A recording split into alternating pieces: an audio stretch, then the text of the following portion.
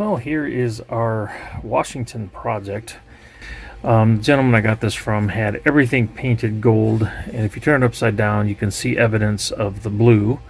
So this was originally Washington. I'm guessing there must have been a lot of damage to the gold. That's why he removed some of the pieces, or maybe they were busted off, and repainted it.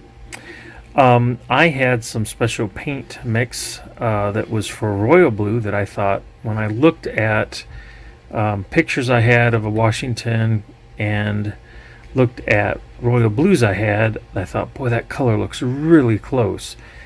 Well, it's not at all. It's a lot darker blue. So anyhow, I paid a ridiculous amount of money for this color match, and it's it's way off.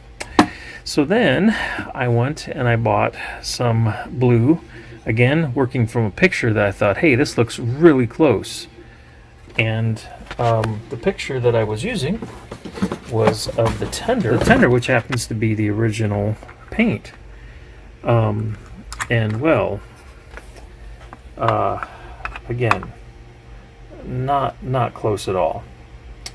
So I went and I picked up a slightly darker blue.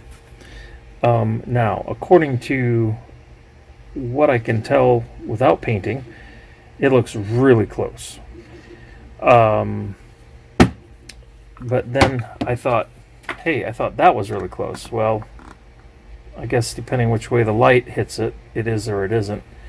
But in reality, it isn't. So I'm going to try the second paint.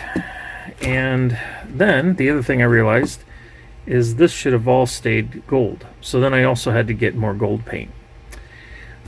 Hence my comment about, seems like I'm doing everything wrong. But we'll get there in the end. Well, I think we're making some good headway. I've got 3 coats of the blue on, and I think probably that's going to be enough. I've got the undercarriage to do, but I wanted to get the exposed surfaces done a couple times. And again, I just got a little bit of discrepancy here. I'm gonna finish the engine, put everything together. I don't know, maybe I'll just go ahead and, because I need to touch this up. It's got some paint chips on it. I'm thinking about maybe just repainting it too. I mean, might as well, right? So that's the latest and greatest. I think it's looking pretty good. So this is where probably those of you that are truly amazing craftsmen, painters, will start to cringe if you even have made it this far. But I'm pulling back the curtain here. This is the blue that I'm using. It's acrylic, so water cleanup pretty slick, because I can't seem to keep it off my hands, so that's nice. The other thing that maybe this is standard fare, but I need to coat 3 times to get good coverage.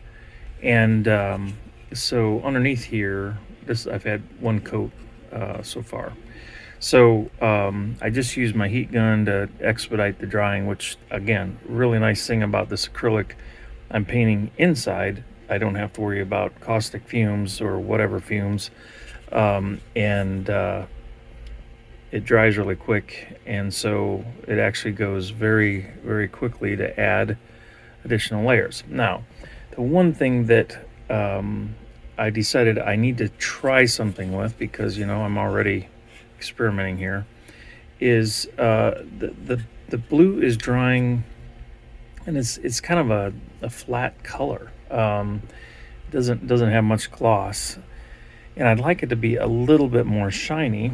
And so I took my crystal clear enamel, put a tiny bit in a little cup that I had, like just sprayed for like a second, and I tried it on the inside here, which I had painted that on purpose just so I had a place away from prying eyes or away from public view to see what would happen if you put clear enamel on acrylic paint, and I didn't see anything happen.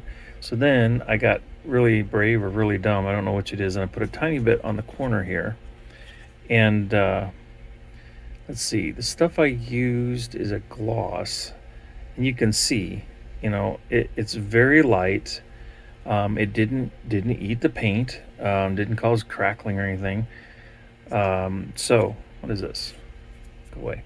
So I think once I get done with my blue, then I'll get to cover everything and again brush painting, but I will be doing a clear gloss, and I think that'll get me where I want to be. Well, we're continuing on forward and upward with our progress here. Just because I maybe am a bit of a masochist, I decided to leave the original sticker on. I do have replacements, but the replacement is just slightly different in color, and this has a patina, if you will, that the new one is lacking, and so I thought I would try to paint around it, and I was pretty much successful. Tiny bit that got on the sticker, but I'm going to leave it. I've done the caps for the steam dome and the sand dome. The bell came pre-painted, although it's not the right blue. I don't know. I might leave that, or I don't know. Decisions. Next up is some gold to retouch up my errant steam chest that and cylinders that I painted, and I'm hatching a plan to actually do the fronts in a mirror chrome silver. I know this is not at all what Flyer did, but this engine is so ornate that in my thinking it's just just gonna add to the overall gaudiness of it. I don't know. I may paint over it after I take a look at it. In fact, maybe I should do that next. I think I will. I'll do that next, and because I think it'll work better with a black background, and go from there. Well, this is becoming a bit of an obsessive compulsive kind of process where I do one thing and then I got to do another thing, and sometimes I redo the first thing again. But a couple things that I thought were interesting. So my donor shell sacrificed its front boiler plate for this engine. And so I've got it painted gold. I'm going to touch up the red, and I've used some mirror paint on the sticker that was in the middle because it was a little boogered up. But it was a real challenge getting the glue seal to break without breaking the boiler front. I actually had it crack just a tiny bit. Right there you can kind of see it. What you're going to do. The other thing I thought that was interesting is not only do the handrails come around behind the boiler, but the brackets that go down to the cow catcher in front also go actually in and behind the boiler and back out. So this piece here goes behind the boiler front and then down to the cow catcher on front. Kind of a weird way of doing stuff. I suppose from an assembly standpoint it made it very quick to put this together, but boy, it's a real pain trying to get it apart because of course everything is glued. All right, another update here. I went ahead and used my mirror paint for the cylinder covers, and again, this is to each his own kind of thing, so you may think, oh, that looks gaudy. To me, it just fits with this kind of over-the-top colors that this engine is. I decided to use the mirror paint on the side of the bell. So I've done one side, and then I had to touch up the blue because I got some of the silver on there, and you can see there's still a little bit I need to go back and hit. It's just nuts. And then I did the top of the steam and sand domes, and again, that's how they came from Flyer. The gold that I'm using here is like a model tester's kind of what do they call it? Maybe they're not. Yeah, they do call it testers. Okay.